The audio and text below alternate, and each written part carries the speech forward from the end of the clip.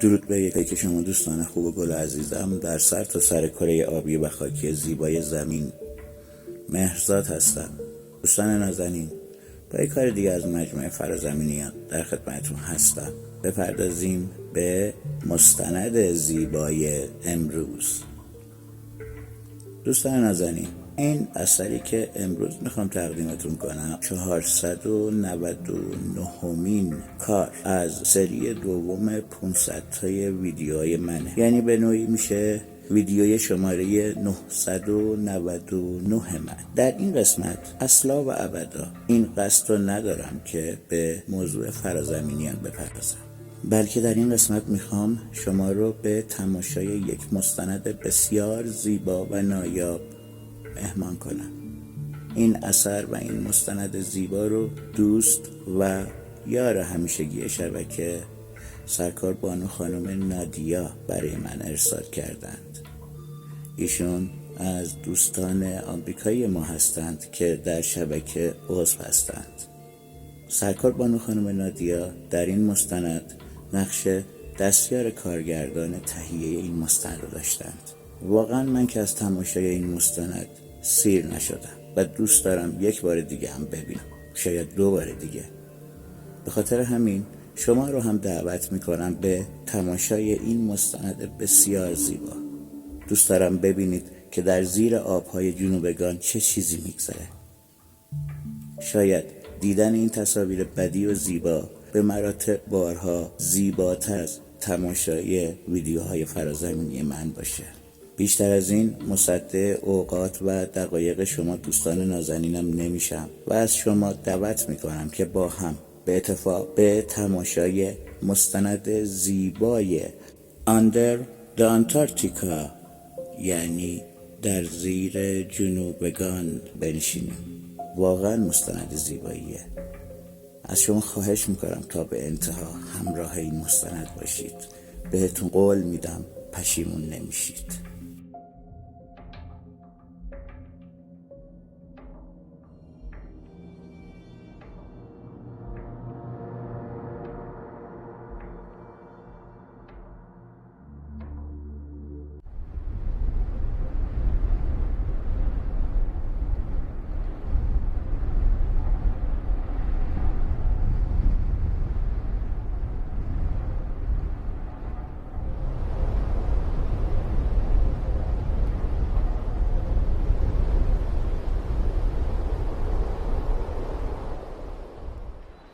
Welcome to Christchurch. Welcome to the CDC. Welcome to a new exciting new season, hopefully. Okay, the first thing of course to remember is that the clothing we've packed in your orange bags for you today is based on where you're working in Antarctica and what particular job you're doing. And of course what we're going to do this afternoon is to get you to try your ECW gear on before we send you south tomorrow. Okay. They call it going to the ice. It's a simple thing to say, but the journey is profound. Tonight, they'll get warm clothes in this United States National Science Foundation warehouse in New Zealand. Tomorrow, they'll leave for Antarctica, 2,400 miles to the south. My name is Norbert Wu. I'm an underwater photographer. I've been going to the ice since 1997. Most people call me Norb. You really have 2 large ones. They're too tight. Turn them back in and just get the pants. Okay. Just the boots. Yeah. Well known for Antarctic photography, Norb Wu and his team have been invited by the NSF's Antarctic program to take high-definition video cameras into some of the least accessible waters in the world. Well, Norm apparently got a phone call this morning. My name is Christian McDonald. I've been to the ice 6 times. I'll be diving and helping Norb with logistics. How much weight? What are our weight actually? Okay. And at this stage it's 280 pounds, unfortunately, which means that we can only take so much gear. Okay. But it'll follow. It'll follow in the next flight. As soon as possible, yeah. So what's going on now? Well, we got to repack everything. So this stuff is going to join us on the next flight, which could be anywhere from just 2 days to 2 weeks. You never know. Check-in time tomorrow morning will be 5 a.m. Okay? So that's basically all there is to it. At first, It's like getting up early to go on an airliner to anywhere. Same standing around, same security hassles. Feels like going to Chicago. Hey Dale, can you do me a favor and hand me my park? It's right on there. This is the second year I've gone to the ice with Norb. I'm Dale Stokes. I'm an oceanographer.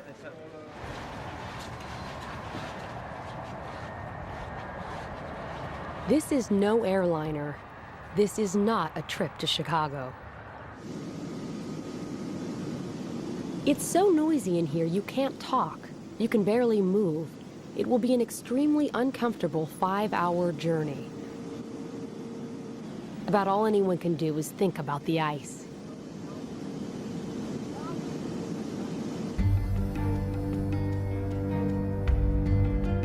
Antarctica is dominated by ice. Over much of the continent, the ice is more than 1.5 miles thick. This fortress of cold holds captive 70% of all the fresh water on the planet. If the ice melted, the oceans would flood over half the world's population. The ice controls the Earth's climate. It reflects heat from the sun back into space. The seawater it chills affects currents and temperatures everywhere. But there is more to Antarctica than just ice.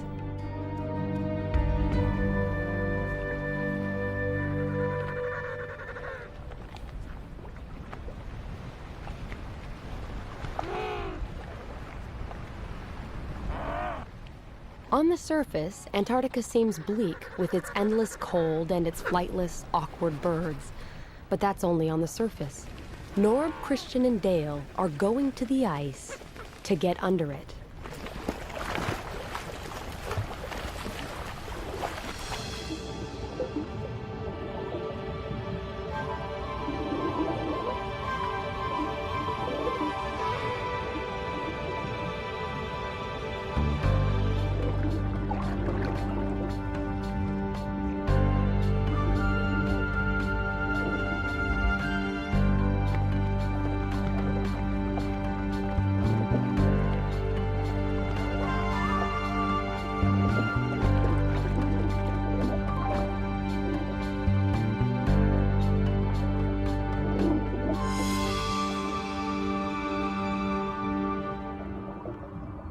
Norb's team is flying as far south as you can go and still find ocean. This is less than 900 miles from the South Pole. It's even too far south for most penguins. Out of 17 penguin species, only 2 live this close to the pole.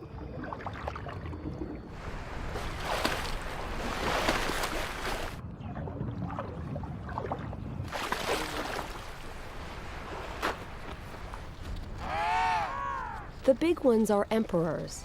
The small one is an Adelie. The penguins only look awkward on the surface. They are completely at home. 5 hours after takeoff, the plane lands on the frozen sea near Mcmurdo Station, a United States research base. For the passengers, those 5 hours have transformed their world.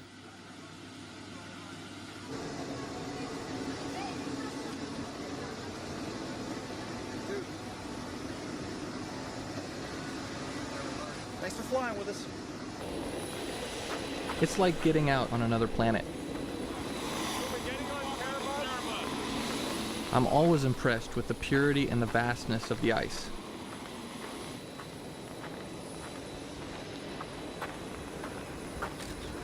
The sea we want to explore is beneath our feet, locked away under 6 feet of ice. But first we have to learn to deal with the ice. This is Snowcraft 1.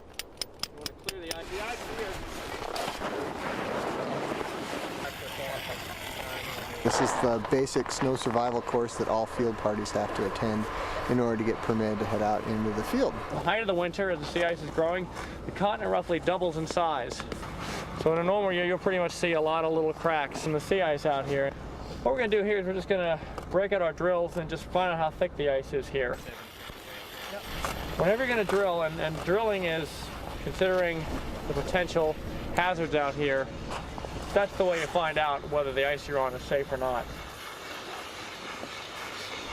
It's known as Snowcraft 1, also collectively known as Happy Camper School, and sometimes known as Survival School. And I guess a lot of that depends on the weather and the disposition of the folks involved. But today it is definitely Happy Camper School. Well, this is a couch. See? This is a party couch. I think I'll turn this into like a little drink rest or a coffee table. Cool. Okay, high winds coming in from the south. You're gonna have to hold on to everything you've got. You can't just take the contents of your tents and dump it onto the ground, because otherwise it's just gonna blow away. And for God's sakes, you don't take the thing and try and blow into it. You're gonna wind up in medical.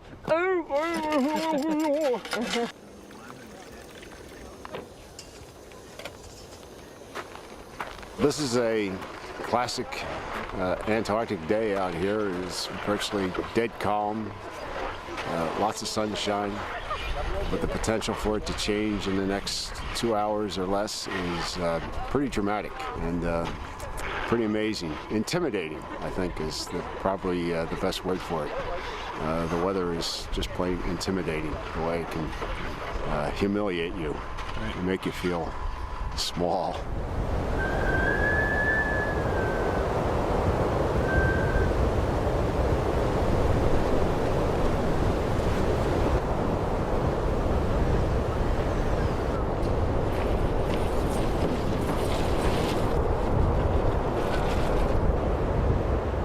It's mid-October, springtime at McMurdo Station. If you have any trouble at all, you just call Mag Ops and tell them you have a dive accident. They'll page everyone. Hundreds of scientists and technicians are here, but most of them, like Norb's team, are inside, getting ready for the season's work. What transportation options will be best?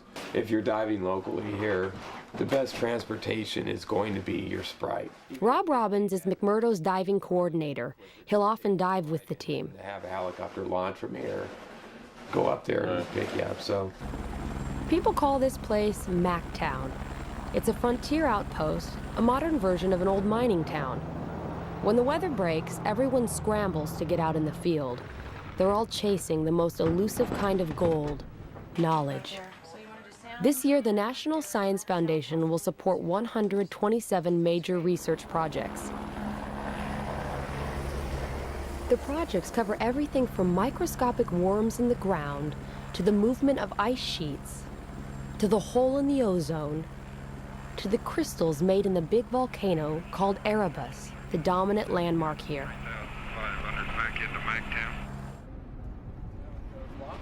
For Norb, Christian, and Dale, gathering equipment and scheduling trips into the field seems to occupy all the daylight hours.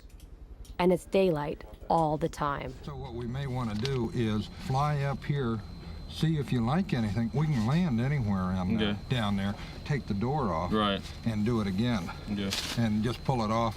We'll put a rock on the door and leave it. All this work is dwarfed by Antarctica. It's the only place on Earth that still has huge areas which have never seen the track of a human being.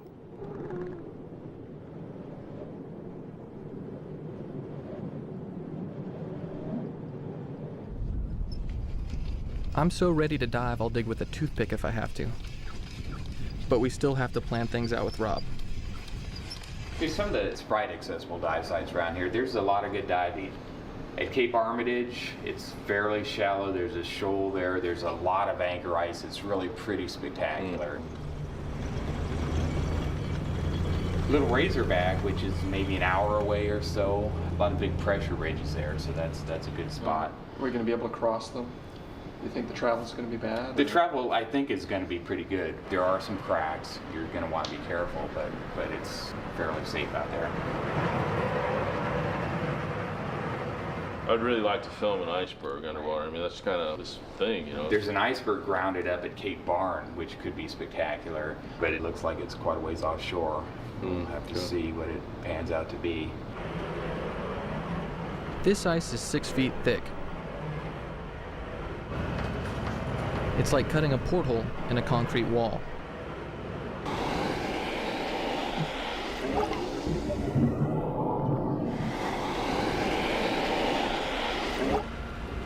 But we can't just go jump in the hole.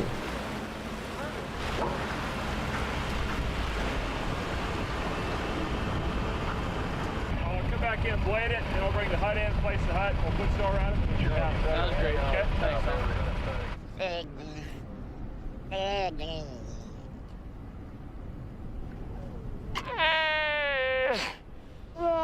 Weddell seals are at home on the ice. They live far from open water and use cracks and holes to get in and out of the water and to breathe.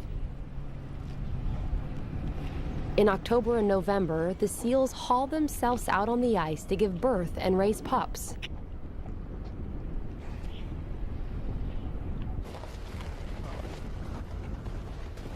After 10 days of preparation, we're ready.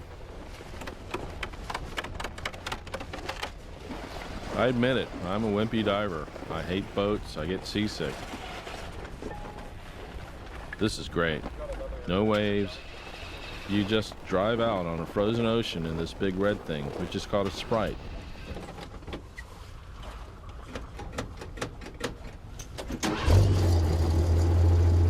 A Sprite is fun for about the first 5 minutes. It's like driving a tank. But a tank's fast.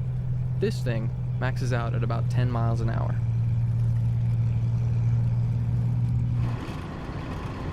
After 5 minutes, it's sheer unadulterated hell.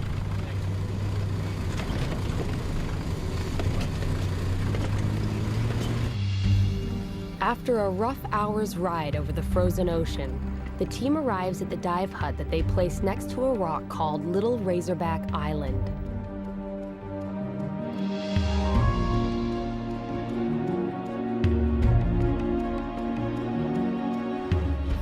Dale will be first into the water. 3 layers of underwear and a dry suit. It still doesn't really keep you warm. But for me, it's worth it. There's no diving like this anywhere else in the world. The only thing exposed to the water is your lips. At first, they burn, but then they get completely numb, and it's okay.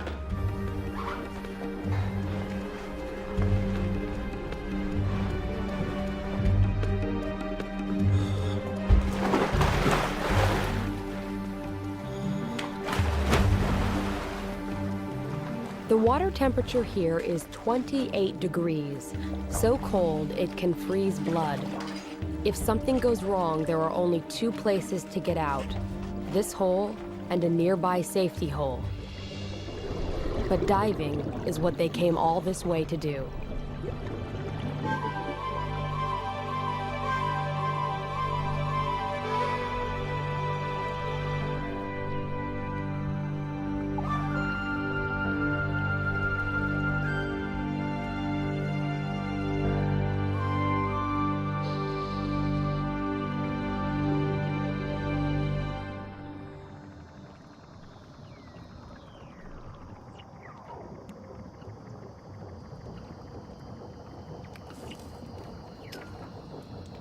The crystals on the bottom are called anchor ice.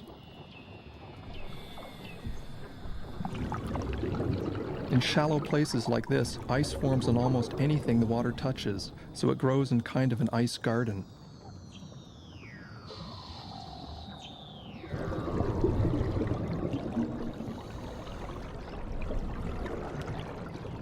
Sometimes it picks up stones or even living creatures like this sea urchin, and then carries them up to the ceiling.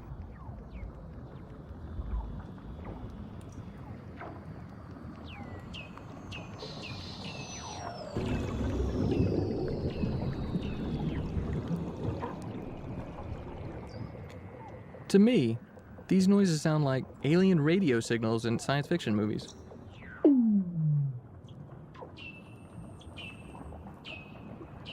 They're actually the calls of Weddell seals.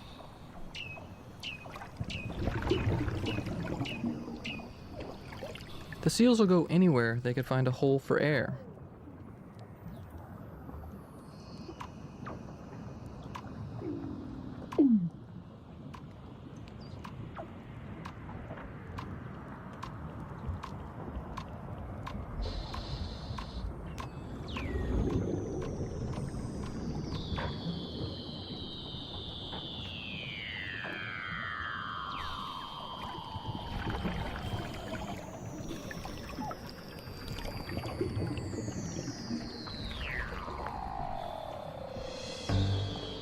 I've dived in a lot of places that are famous for clear water. The Great Barrier Reef, the Bahamas, Tahiti, Hawaii. This is far clearer. At this time of year, you can see almost a quarter of a mile.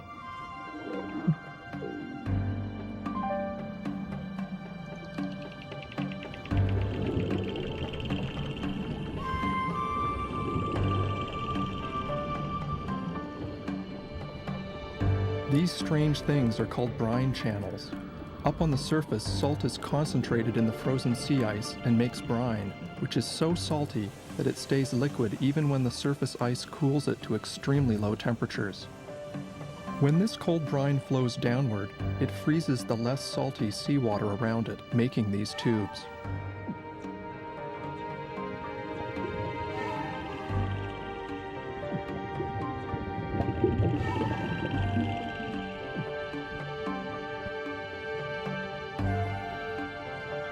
We're diving in shallow water because most of the action is on the ocean floor. These sea stars have just finished off an urchin and are attacking each other. Some of these animals are far bigger than similar species elsewhere. This sea spider is a giant compared to its cousins that live in warmer water. Isolation helps these animals evolve differently, and their slow metabolism in the cold lets them grow older and bigger.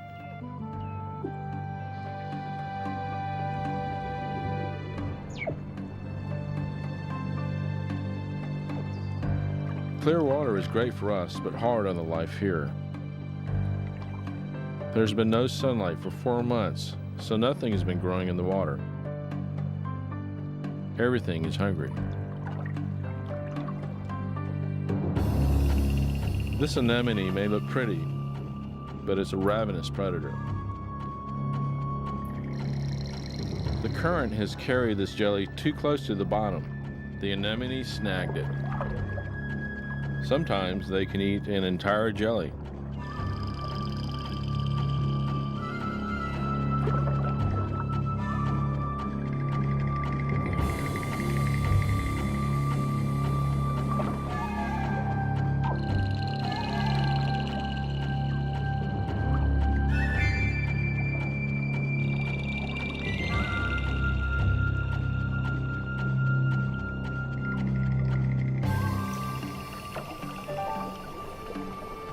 After about 40 minutes, you start to really get cold.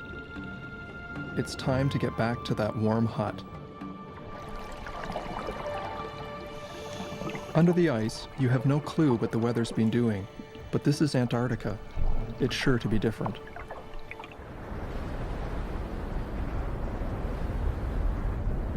When you come out, you get oriented by looking for Mount Erebus. There it is, smoking away in the distance. Underwater, the body fights off cold by burning calories like a furnace.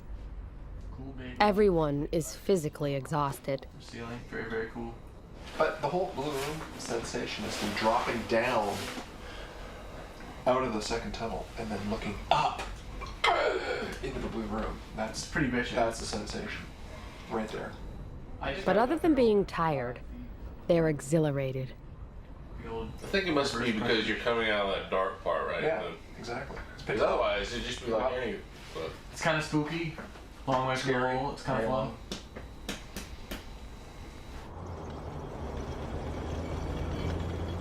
The next day, they're right back out on the ice.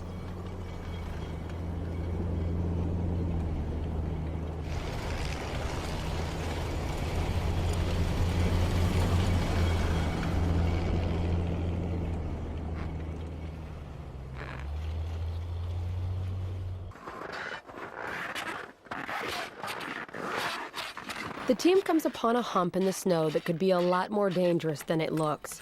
This is exactly what Norb and Dale were warned about in survival school. So what's the rule of thumb?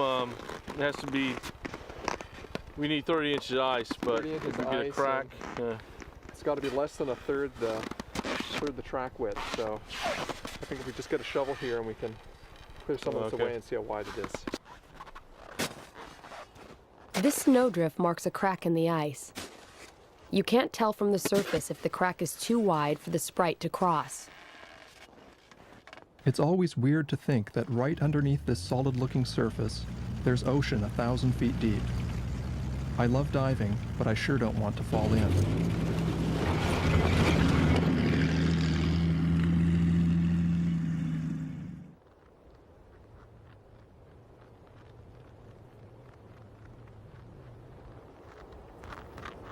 The penguins know how to get around better than the team. In fact, research has shown that their funny waddle is actually very efficient.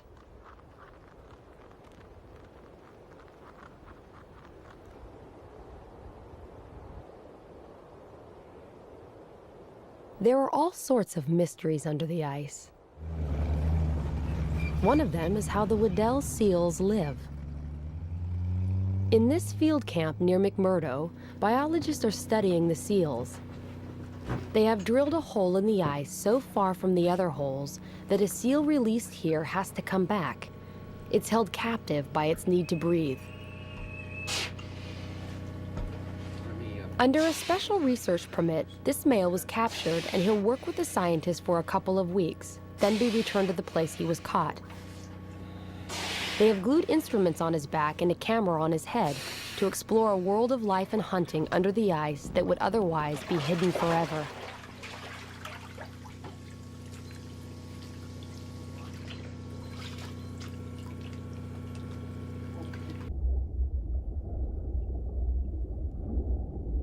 An observation chamber has been built under the ice near the hole.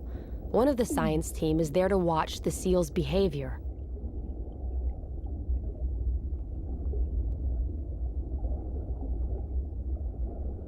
This seal, and others that have worn the equipment, have led to breakthroughs in the study of Weddells.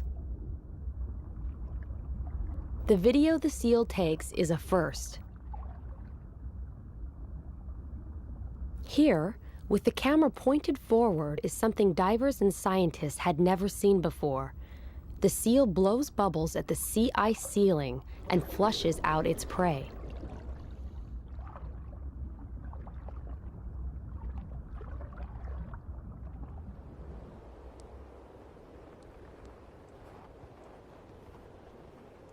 The ice is too thin for vehicles near Turtle Rock, which is the best place to see seals underwater. The team must hike with tanks, cameras, weight belts, and all.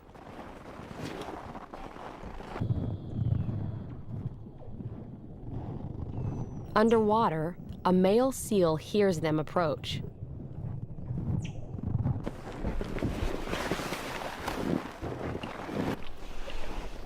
He checks them out. But he has other things on his mind. There is a female in the neighborhood.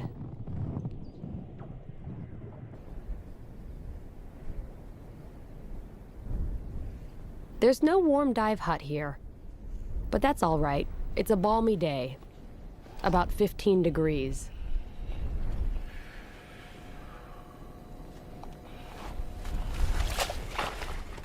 Since the big drill can't get here, the team has to dive through a seal hole. The water's constantly refreezing, but keeping the hole open is one thing the divers can do more easily than the seals. Seals have to use their teeth.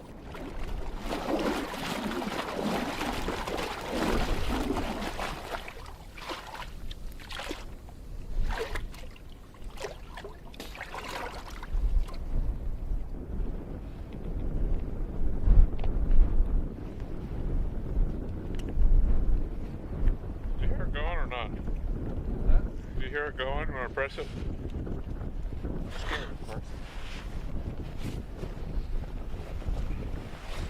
Making a lot of noise though. Mike. I got this other one anyway. Mike, let's try the details get you every time. I've had trouble with this hose before, so I want to be real sure it's working.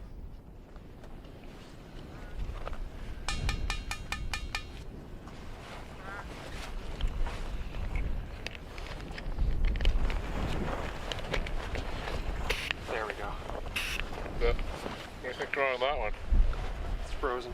Right. As Norb and Christian get in the water, a mother seal is teaching her baby to swim.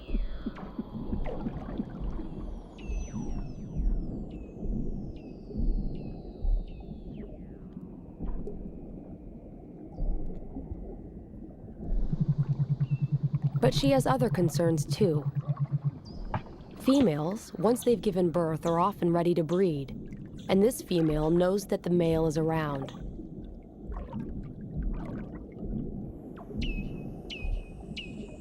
Seals can dive as deep as 2,000 feet.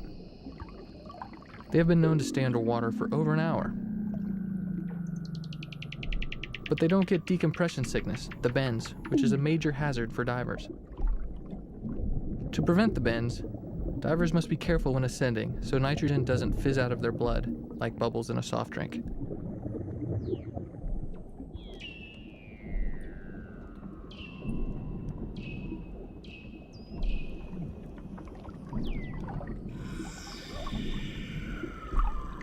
As we watch, a male shows up to chase the female.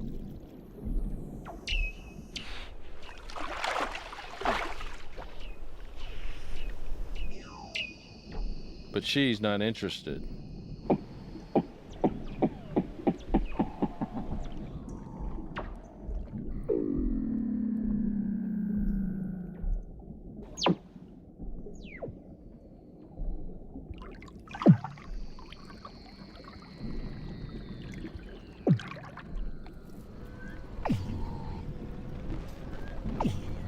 The males sometimes fight each other at breathing holes, so we try to use holes that aren't occupied. As Christian heads for the hole to get out, something unexpected happens.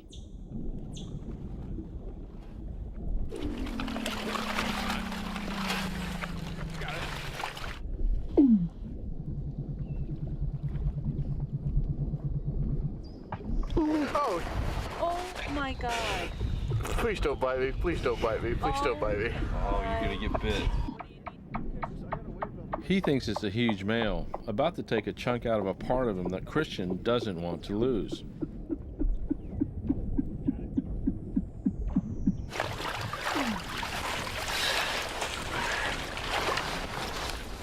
Like, whoa, somebody's goosing me.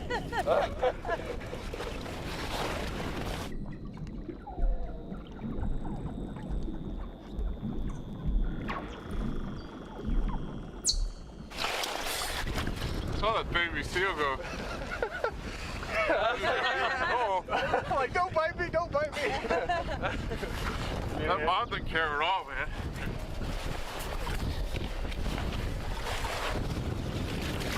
Go. Is that the baby that came out then? Yeah. I was like, I said, I'm like, oh, big dude over here, scraping out a hole.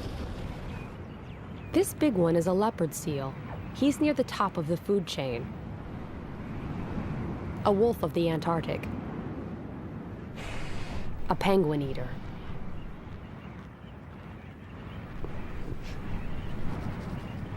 But out on the surface, he's about as agile as a slug, so the penguin is safe. For now.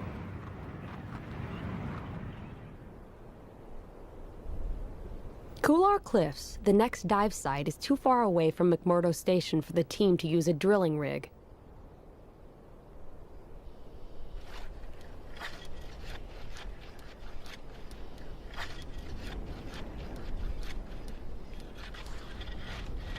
But Christian, Rob, and Dale use just about every portable tool known to man to get through the ice. Sorry. We have holes.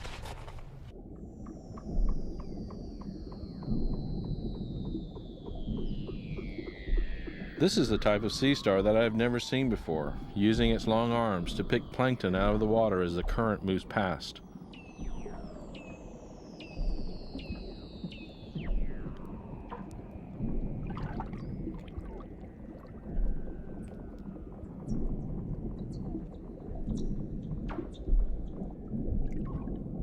This crinoid, a relative of sea stars, is sort of fly casting for plankton. On the surface, Rob keeps the hole clear and has no idea that beneath him, Dale is having one of the most memorable dives of his life. He is witnessing the effects created when snow from these cliffs melts and sinks beneath the cracks in the rocks. Under the surface, the fresh water seeping back out from the rocks is frozen by the colder seawater. It looks like a frozen waterfall.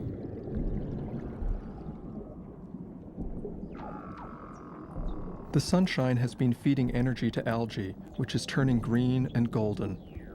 Soon the algae will bloom in the water and end our season by ruining the visibility. But for now, it's just plain beautiful.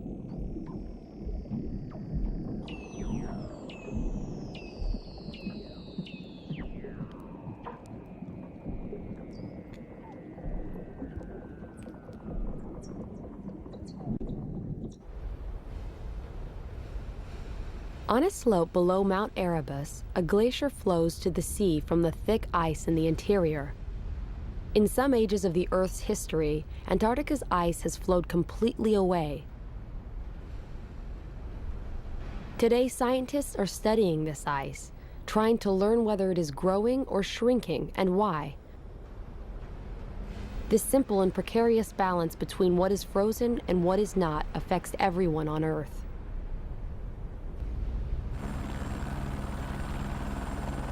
Norb's team has put a hut right where the glacier meets both rock and the sea.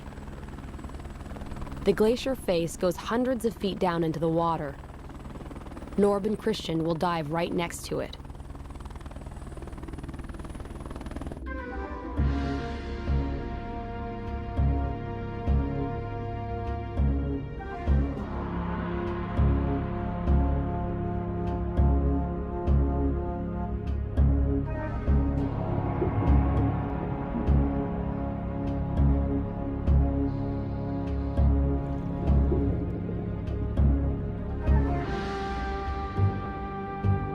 This is a spooky place. When you swim close to this, you can't really tell where the water ends and the ice begins. It gives you kind of an ominous feeling.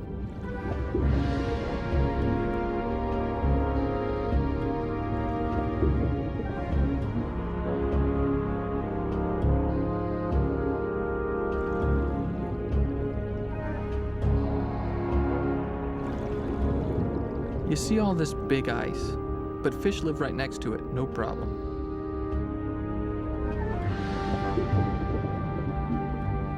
They make their own antifreeze in their pale blood. The ice isn't ominous to them, it's home.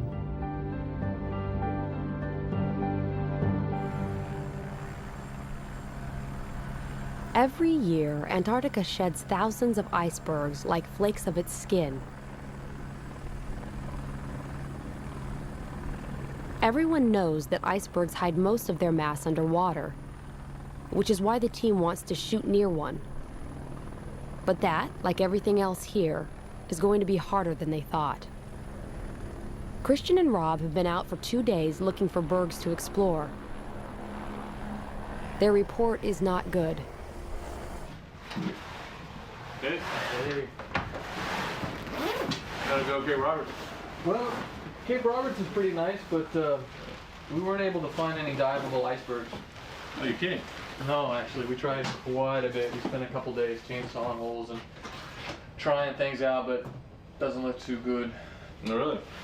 So you're saying, what, out of all those bergs over there, you don't think any one of them's diveable?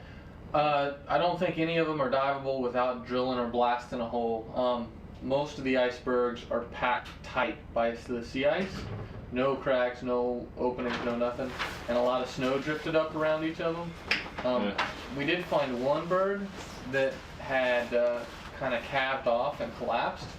And as it collapsed, it broke the surrounding sea ice around it, which looked really good. It looked like there was some thin spots we can get in, and there was a seal or two around. God, we spent like 5 hours chainsawing this thing open enough so that we could get in. Turns out, not only was it really dark and murky and kind of freaky, but when it looked as if when the iceberg calved and it broke all the sea ice around it, it pushed all that broken sea ice underneath the surrounding sea ice. So as soon as you open up a hole, it could be plugged up by this broken piece of ice that's underneath the underneath. It's dangerous. So I kind of jumped in and went down about 8 or 10 feet, and all the ice started kind of shifting around me, and so I I came back up. Didn't like it. But the team is determined to dive an iceberg and find this berg frozen in the sea ice.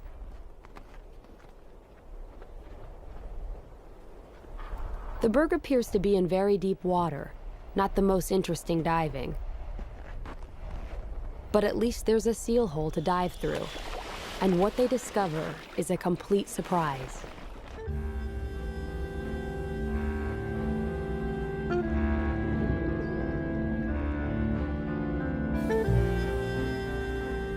This is very cool. There's rock right under the berg. It's not in deep water after all. There's an underwater pinnacle here, and the berg crashed into it like a ship hitting a reef.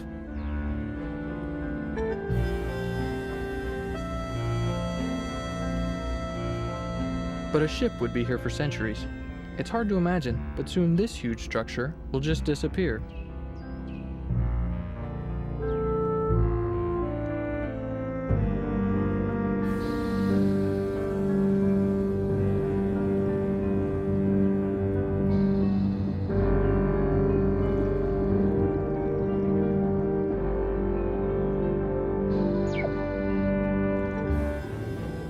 Bergs play a huge role in the Antarctic ecosystem. They crash into the bottom often, clearing big swaths on the seafloor for new life to colonize. Some scientists think this constant churning of the bottom is one of the reasons that life down here is so diverse.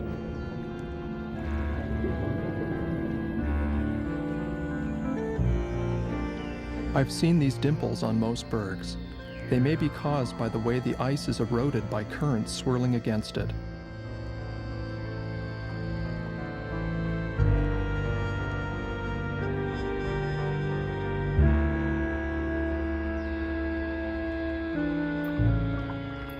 Young fish take refuge in the dimples. I guess when this berg melts, they'll just go find another one. It's not as if there's a shortage.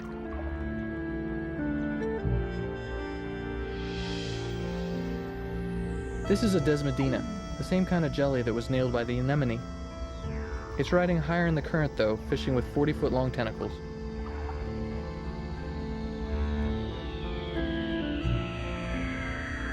It has been another great dive, but this dive costs the team big time. Calling from Mcmurdo Station in Antarctica. I'm a physician.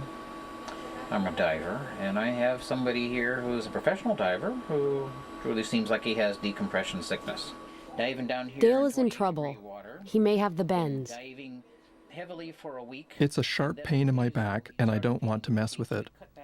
If there's a bubble in there, you never know. You can be paralyzed for the rest of your life.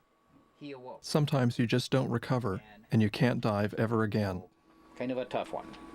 Now, we do have a chamber here, and the chamber is standing by. Might as well get in. Here we go. See ya. Bye.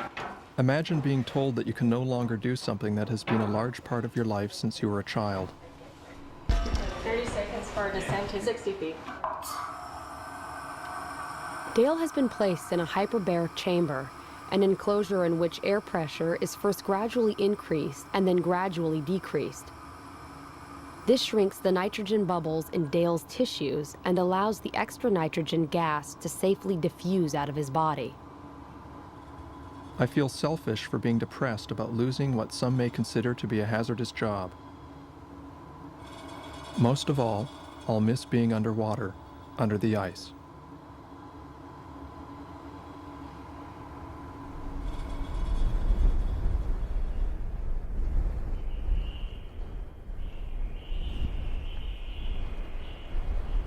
Dale will help out on the surface as the team continues diving and filming. They fly to the strangest dive site on the schedule. It's near a region called the Dry Valleys, where wind keeps the rock scoured clear of ice. At the foot of these valleys is sea ice that is unusually thick and stable. Near the ice, the National Science Foundation has built a well-equipped field camp. Here, oceanographers are studying life that is remarkably similar to what lives thousands of feet down on the ocean floor. the largest and least known ecosystem on Earth.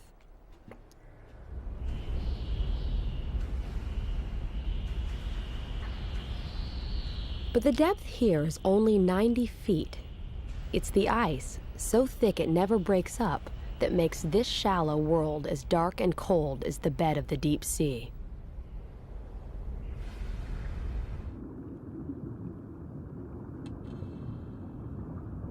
These unusual soft corals have evolved to sweep the sand for food, a behavior that has never been seen anywhere else.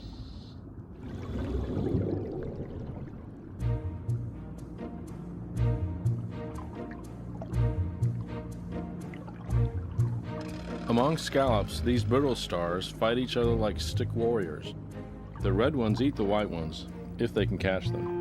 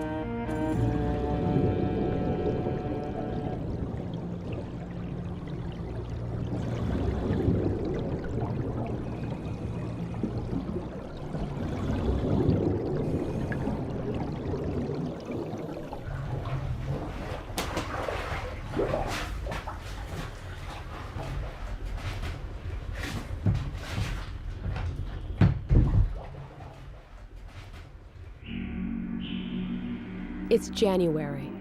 On the shore, water is cut loose by temperatures that flirt with a thaw. But summer ages quickly. The midnight sun sinks toward the first sunset of autumn, and there are new visitors to McMurdo Sound.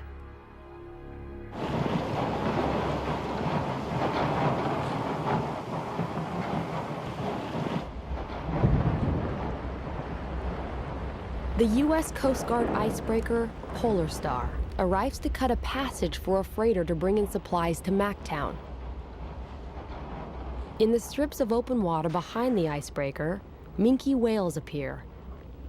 They're feeding on plankton that has bloomed in the water under the ice in the constant daylight. Minkies, among the most common whales in the world, are still hunted in Antarctic waters.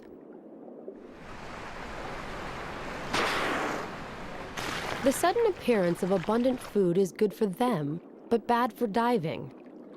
The great visibility is gone, so Norb's time here is almost over.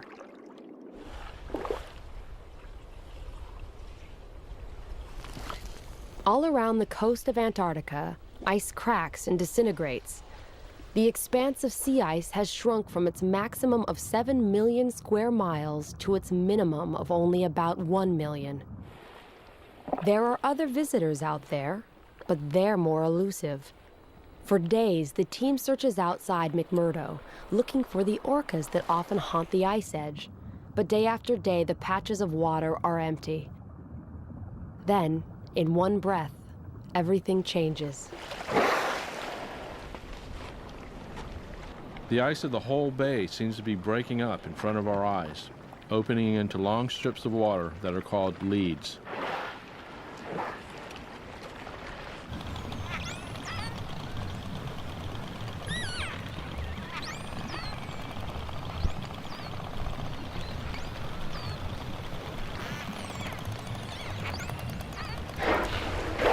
The orcas take advantage of these leads as soon as they open to get as far into the ice as they can.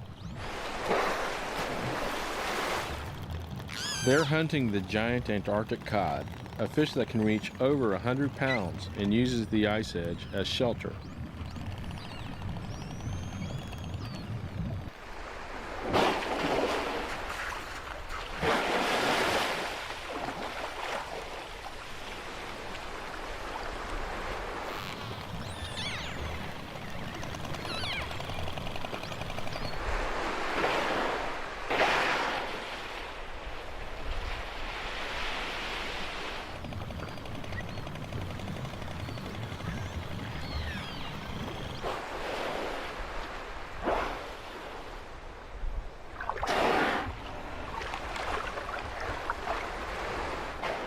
Everyone thinks that orcas eat penguins. These Adelie penguins seem to think so too.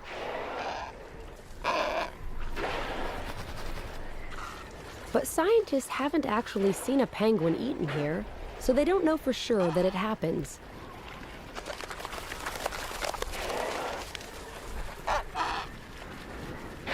Still, when whales are around, penguins play it safe.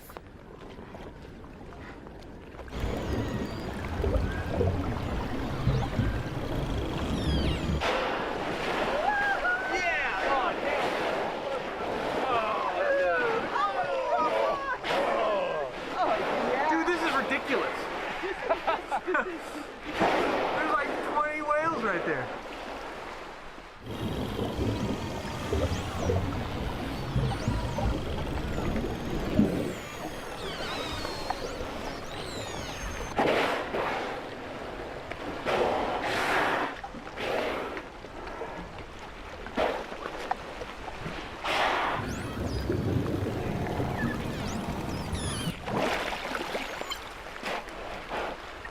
Orcas seem to watch us by doing what we call spy hopping, checking out the surface. They may also spy hop to look for new leads or to navigate back to open water.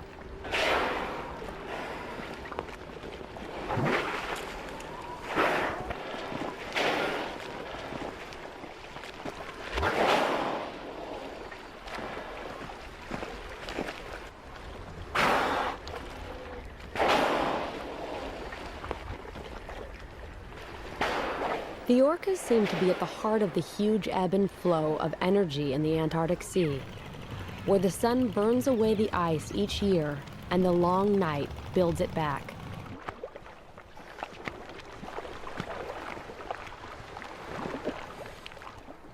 On our last day, Rob is filming me with his digital camera.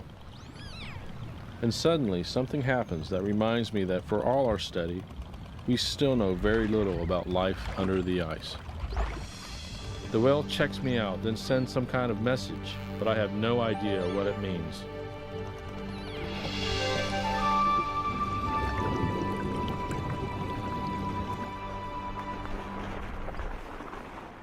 Months ago, Norb, Christian, and Dale said they were going to the ice.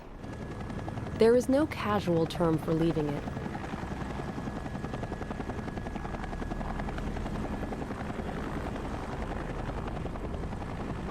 They have looked in the face of glaciers and at the roots of icebergs. They have glimpsed the life that has turned this hostile place into a home. But it's tough being on the ice, and at the end of all this work and cold, the team is happy to be heading home.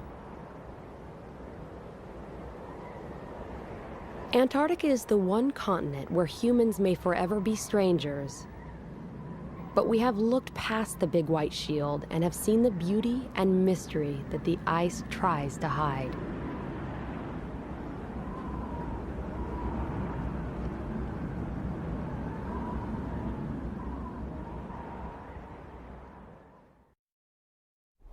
Under Antarctic Ice is available on VHS for $19.95 and DVD for $24.95 plus shipping.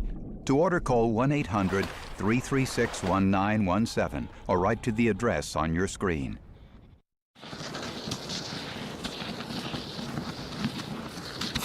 my goodness, look who it is. Hi, honey.